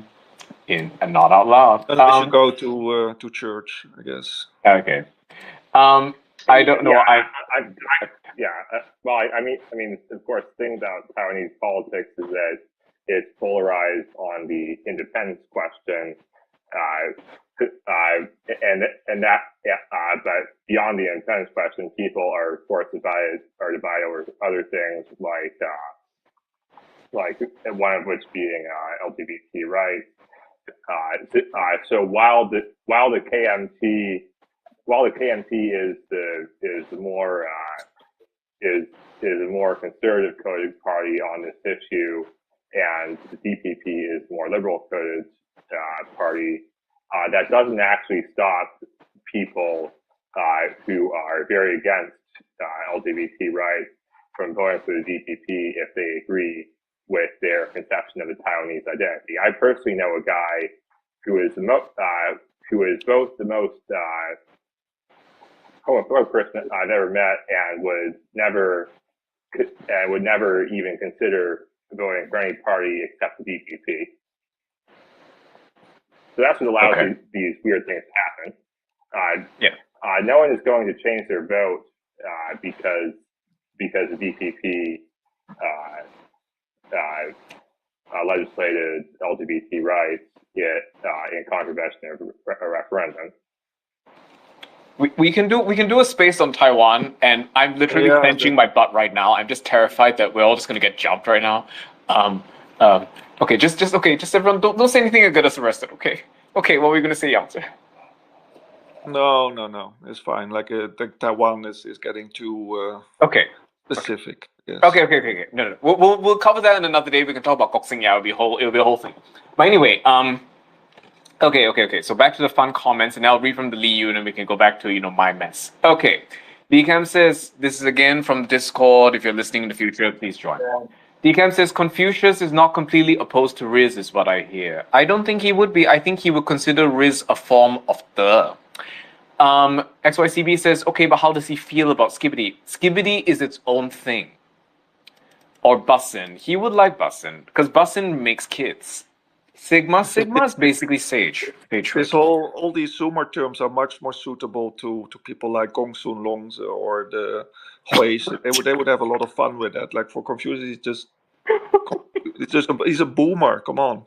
Wait, why Gongsun Long? Why would that be a thing for them? Why them and not anyone else? Well, that's something also that Junze brings up in this chapter when he starts to talk about to criticize them, and like he gives a couple of examples. Let's see, that's I think towards the end of the chapter. It's all linked in chat for the listeners. It's in the if you go to the space on top, I shared all of Yangtze's tweets, so it's all there. If you want to read along. Junze really hated this idea of that you could say, oh, mountains are as flat as a pancake. Yeah, kind of saying the north is the south. All these paradoxical sayings. He thought that's basically messing up the names. That's one thing that he really, really, really dislikes. Basically, he would put the death penalty on that kind of behavior. Mm-hmm. So if you have these language games by like, oh, we use these words that nobody really knows what they mean, but they sound funny, and that's how we can make all these kind of inside jokes, and it's all kind of absurd in a way. Yeah, that's what Confucians back in the day didn't like at all. So they would, but I think Gongsun Long would get it. Zhuangzi would get it. Right. Okay. So the attributes there is one thing that Zhuangzi and Junze on this point of names would agree. It seems, because there's one line in the chapter where Junze says something like, once you get your message through, once you have communicated what you wanted to say, you don't need to think about what names mean or what if they are correct, etc. It's just as long as you're able to say what you want to say, as long as your intention is the meaning of your intention is able to be communicated, then you can forget about the words. And that's slightly similar. Of course, there's a difference, but Zhuangzi says something like, when you talk, once you get your point across, you can forget about the fish traps. Just the intent is much more important than the carrier of the intent. Mm-hmm. Yeah, it's kind of like when I use slang English to communicate with the locals. Say what you need to say. That's a song, right? Okay. Let's see. Snake Ovia, we're still in the comments, guys. It's about 10 minutes away. Okay. Snake Ovia says, does the rectification imply getting rid of redundant names, like with Paraceratherium, having a bunch of other names that are technically incorrect? I guess so, right? Redundant is a strong word. Maybe some words are redundant. English has lots of words for the same thing, but they all have different shades of meaning. It's like the inverse of Chinese, where the same word has all the shades in it at once.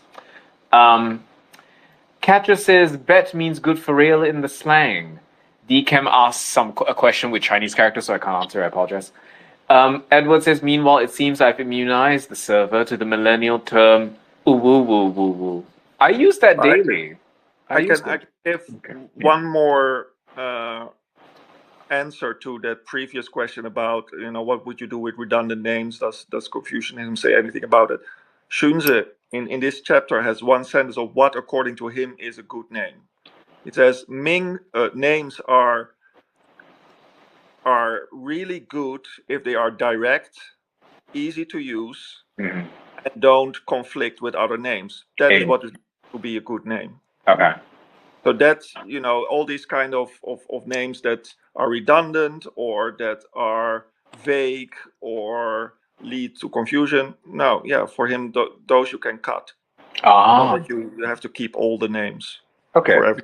Right. So, interestingly, I guess if you extrapolate that to the idea of like unnecessary ritual, is that a question that comes up? Like, can a ritual be unnecessary if it doesn't even have if it's just form over function?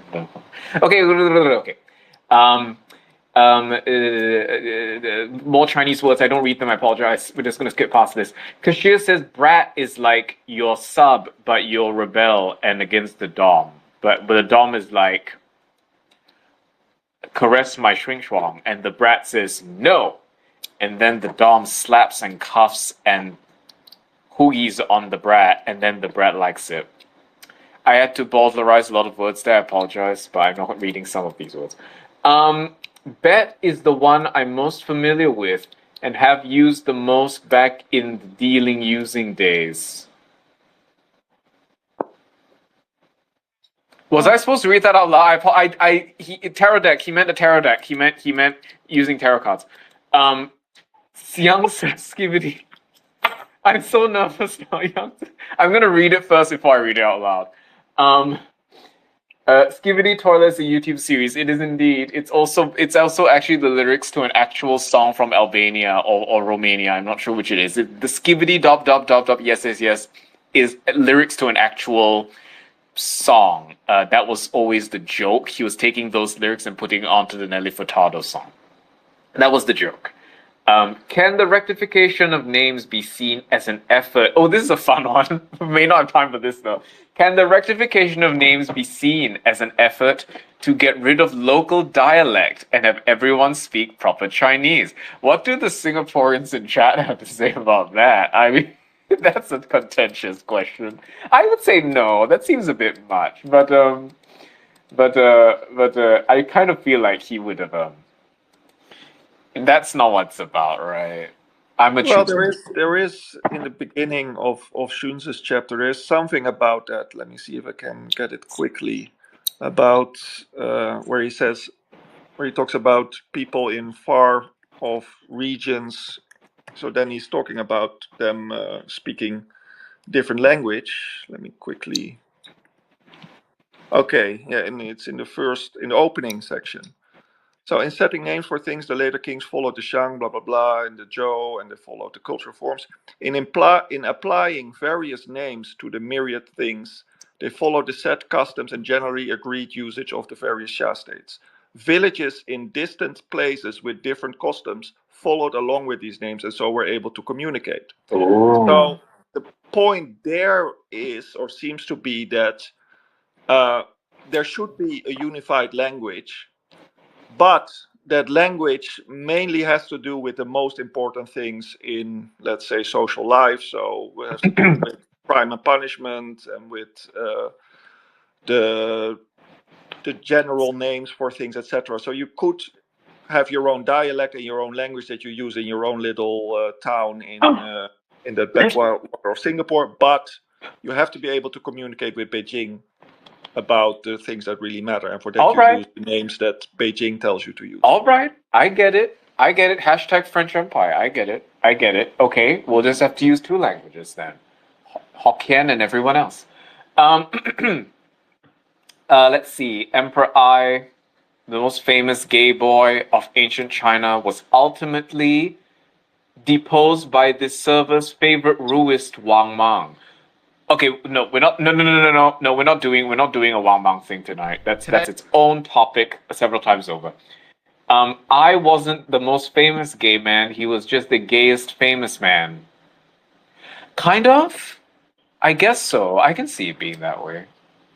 The northern dialect. I love how Yang Zi brings the nonsense troll comments back to Sun Tzu.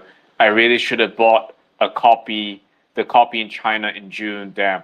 I don't consider they're not nonsense troll comments. I feel like a lot of the comments I read out have I feel like they those are interesting questions and we're asking them, so they're in our minds. He was the most effusive. Yikes. You can have a little dialect as a treat. Shh. No, don't nobody ask you. Okay. Now we've reached the end of comments, and Edward linked something from the Huainan Zi. It's there. Y'all can read it. Okay. I will now read the second passage that I read yesterday evening during my 1 hour chat, which is, this is Li Yun. What is this from? Li Yun is just Li Yun, I guess. Li Zi. Okay, right. Li Yun. This is 29 in the Li Yun, which is what? I don't know how to write this. I'll link it in chat first of all. Hold on, let me just get the link here and put it in the chat. He said nonsense. So you were trolling when you said troll comments. Now we are reading. Hey yo. Okay. Okay, here we go. This is where I get to this was my lead into the benevolent stuff yesterday. Oh no, it was like ritual and humanity. Okay, here we go. Therefore, the rules of propriety are for man what the yeast is for liquor. The superior man, by his use of them, becomes better and greater. The small man, by his neglect of them, becomes meaner and worse. Therefore, the sage kings cultivated and fashioned the lever of righteousness and the ordering of ceremonial usages in order to regulate the feelings of men. Those feelings were the field to be cultivated by the sage kings. They fashioned the rules of ceremony to plow it. They set forth the principles of righteousness with which to plant it. They instituted the lessons of the school to weed it. They made love the fundamental subject by which to gather all its fruits, and they employed the training in music to give repose to the minds of learners. Thus, rules of ceremony are the embodied expression of what is right. If an observance stand the test of being judged by the standard of what is right, although it may not have been among the usages of the ancient kings, it may be adopted on the ground of its being right. The idea of right makes the distinction between things and serves to regulate the manifestation of humanity. When it is found in anything, and its relation to humanity has been discussed, the possessor of it will be strong. Humanity is the root of right, and the embodying of deferential consideration. The possessor of it is honored. Again, I kind of feel like this is what I'm trying to say. It brings in back to deferential consideration, empathy, putting yourself in other people's positions, POV. That's what I'm saying. I feel like there are shades of my understanding of the modern left wing and how they operate and this passage. It's not the same thing, but it's analogous. It's like this kind of the same thing, kind of, it's similar, but it ain't the same. It's something like another something. But that? Okay. Sorry. He said rules. I did say rules. Everyone drink. I said rules 3 times, I think. So y'all need to drink your brandy 3 times. Did I say that this was a drinking game? This is a drinking game. And again, I also would like to just kind of go build the analogy a bit and point out that, of course, rules of ceremony, I do think that a lot of politics is performance, but also the left wing makes a big deal out of like doing things correctly, much more than the right wing, which is very like, no, I refuse to do it, very bratty. No, I refuse, very defensive. And it's only the left wing saying, well, this is how you should do things, not just the language, but behavior. And I think that's kind of the modern, reductive-ish, accurate way of doing ceremony, I think. And again, all of it is cultivated around, well, if you do it, then you become a better person. You become more civilized, elite. So what you're talking about is the fact that leftism has turned into a purity cult. Yeah. But, okay, well, kind of. Obviously, shout out to the Confucians in the chat. Kind of, yes. A little bit. Yeah, and I think it works. That's what I'm trying to say. I'm not saying that that's bad. I'm saying it works. And I think that there is a power to these concepts, having a language that that is rooted in empathy, like not just the language. And I think we've talked about this as well. We never did the UK discussion. I think a lot of you attending with this, but I'm out. But we did talk about this, and Shisha and I had many like days of like sort of, I like to think useful arguments, and this idea of, sometimes the right wing or the not left or whoever claims to be right, etc., the dissident right. There's something off-putting about the way they conduct themselves, and I think a lot of it has to do with this pride in being individualist, and maybe that's the wrong word. I think the left wing goes out of its way to present itself as caring about the people, and the right wing goes out of its way to act like it doesn't care, which I think is a potential mistake, because I think when you care about other people, that's a good thing. I do agree with the Confucians there that being conscientious about other people is brilliant. It shows that you are careful enough to mind it. Even if in the legalist sense, you're just doing it as a means to an end. If you do it, that shows that you have the brains. I think people without brains can't do it because they're just nasty. Okay, but you're saying that you're describing this as, quote unquote, working. I think it's working. Don't you think I think the left wing have taken over. Yeah. Have they not taken over? Here's the thing. I mean, they have, Yes. obviously, but since you brought up the virtue of humaneness, I want to talk about some manga really quick. So, in certain cases, I think humaneness just means the way it would apply would be like it would be like a feudal lord choosing to relieve taxes on the peasants so that they don't go hungry or whatever. That's like how humaneness gets used a lot.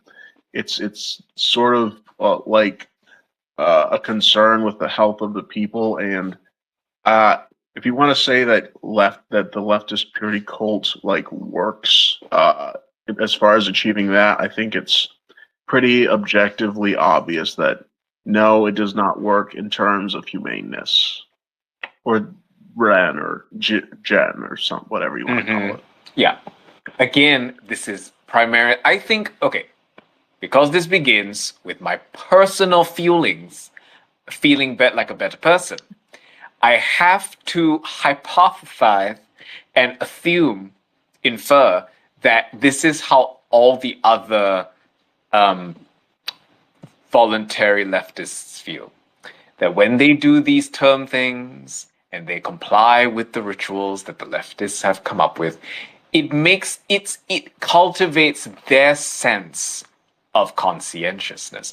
Whether that ultimately leads to more humaneness, well, I'm not necessarily saying that. I'm saying kind of using it as a political tool here. It is reductive. I'm not saying it isn't, but in a reductive sense, admitting that it is, individuals within the leftist framework do feel a strong sense of that, they're being empathetic, they're identifying with their fellow man and or woman or whatever, everything else between, and that they are a better person.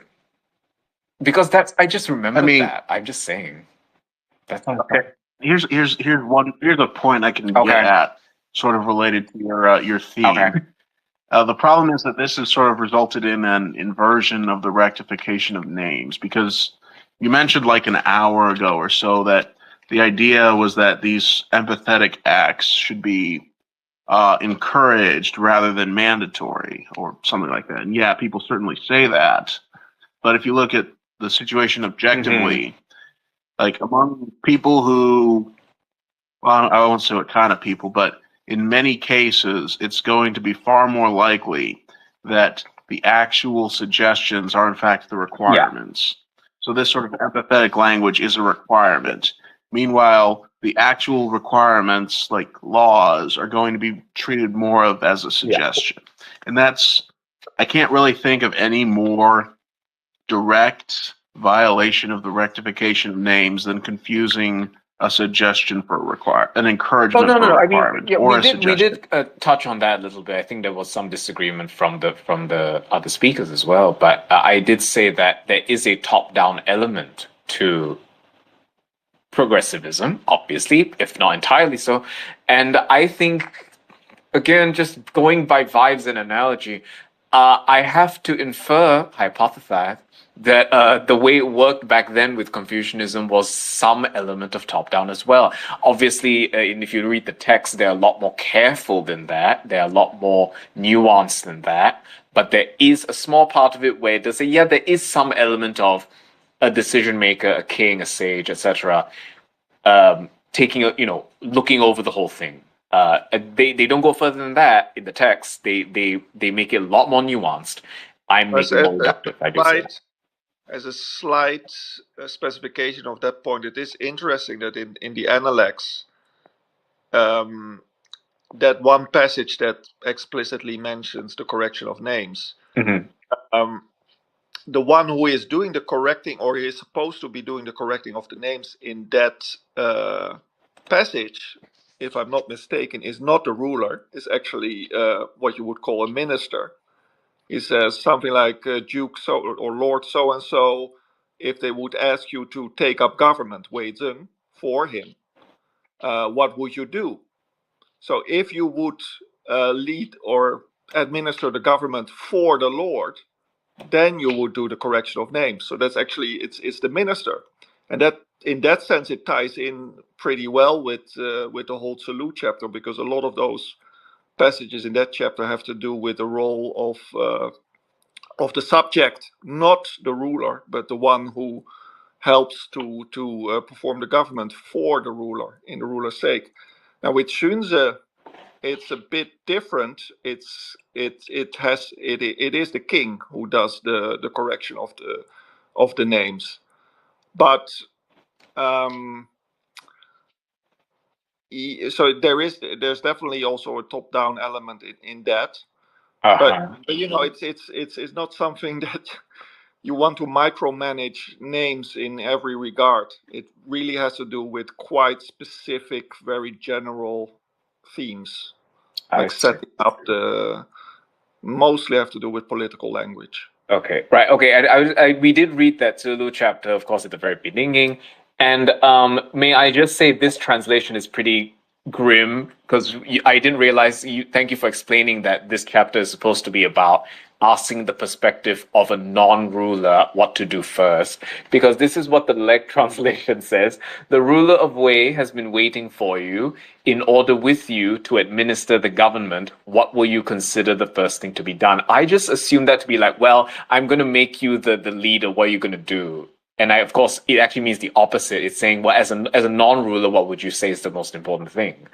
It's a bit double, right? So you would be the prime minister. So in a sense, you would lead the government, but the nominal head of the state would be the ruler, and that's also, I guess, one of the reasons why people feel that this passage belongs more to mid-warring states influenced by legalist discourse. Let's say the ruler kind of stays out of the actual administration. That's one point, and the second point would be that it focuses quite explicitly on punishment as a goal as a final goal of this whole rectification I of name. see. Okay. Yeah, again, but we also decided that the specific timing, I think, the substance is what matters. What matters is the words. Okay, let's read some of the comments. Edward says, this shows why Confucius is a classic. Everyone takes a different thing from it. You can see the seeds of democracy, liberalism, fascism, shamanism from the same text. Yeah, I guess that's nice. That's kind of like, makes it like Shakespeare.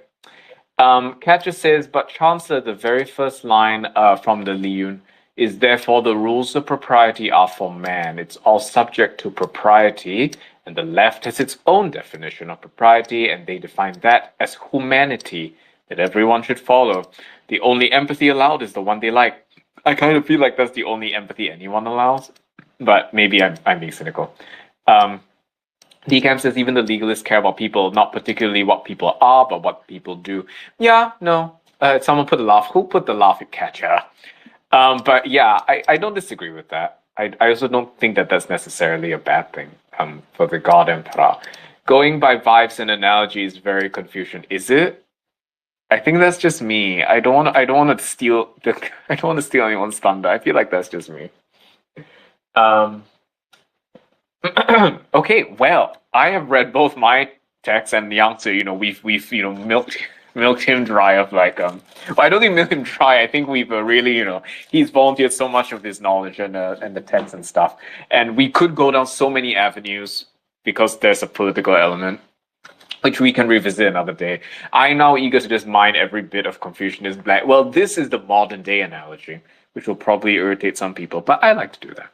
Okay, so I think we've been going for about 2 hours now. And thank goodness you guys can hear me. Unlike yesterday, where I spoke and for half an hour and then nobody could hear me, which was great. So I guess we can call it an evening, unless there's something else we want to add. Because I did think that if we didn't have too much to talk about, which obviously we had plenty to talk about, we might have started going into like, well, what would the Taoists say in response to this? But I don't think didn't end up being necessary. So if we have anything else to add, any last comments? TQ. Yeah, I Okay, got one. yes. I think I'm gonna post that manga chapter I was talking about that discusses the virtue of humaneness. So it'll take a little while to find, but maybe look for it in the Discord in like 10 minutes. Yeah, put it in Discord, and you can also this recording will be up, so you can put it as a comment if you want to as well. Okay, excellent. So thank you, and reading some thank you comments. Thank you, Yang and all who spoke. This turned out surprisingly good. Yes, thank you, good space. Thank you, Yang for joining and contributing. Basically, hard carrying the chat. Join us again next week when I decide what else we're going to talk about. Rectification of names, Taoists and legalists, and names, schools, etc. is a lot to cover. Yeah. It is, and we have to cut out a lot. I think I sense that we could go down so many paths, but we have to keep it short. Okay, so thank you all for joining. The recording will be up. Please listen. Just leave it in the background. We just want the number. We don't care if you really hear it. Okay, and thank you all for joining. Join us again next week when I think of something else to do. And as usual, please survive. Stay safe out there, guys. The killer is on the loose. Put on your long sleeves. I'm going to get harmful. It's going to be amazing. And okay, everyone, bye. Oh, we have to quit from this. Hold on. I'm looking at the wrong phone. Bye.